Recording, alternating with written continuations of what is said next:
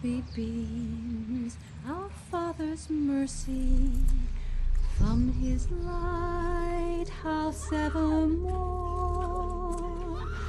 But to us he gives the keeping of the lights of life. So first of all, congratulations for your film, Carrie. For those people who haven't seen the movie, what would you say the premise of the film is? It's a phenomenal story about a girl named Carrie White who is this misfit, social outcast, who wants love and acceptance, like we all do, but is up against extraordinary obstacles to getting it. The girls at her school give her an outrageously hard time, and she's got a very complicated relationship with her mother. And she discovers that she's got superpowers.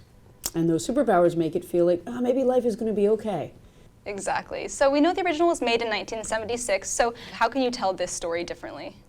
Well, I was really fortunate. The Stephen King novel is absolutely fantastic. So in doing my adaptation, I went back to the novel. And what I saw were a couple really important things.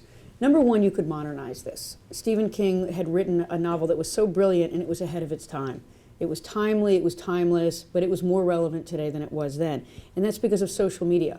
So we're all in relationship with one another. I think what's amazing about the contemporary society is that we have cell phones, we take pictures, we take videos, we upload them. What happens when you upload something?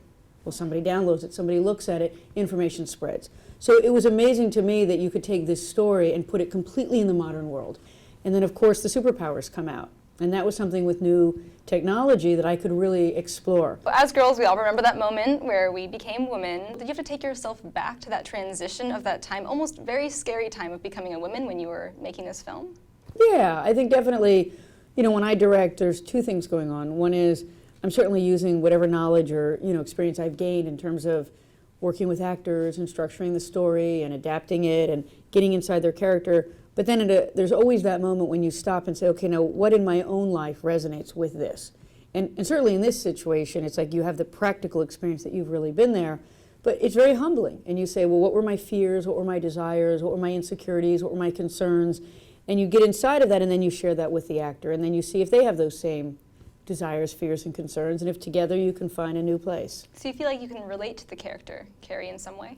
Oh, I relate totally, but I think we all relate to Carrie White. I mean, I think we're all misfits and outcasts in some part of our day or, some part of our week, whether it's at work, at school, with our family. I mean, human relationships are incredibly political and constantly changing. So I think we all can relate to Carrie. What do you want audiences to take away from this film? I want the audience to be terrified and have the whole thrill ride that goes with that. I want them to go to the prom and to fantasize that it's going to be the most beautiful night, that she's going to fall in love, that the boy's going to dance with her. And then I want them to feel terrible when it's all taken away and to go on the thrill ride of the revenge story, because it is a fantastic revenge story.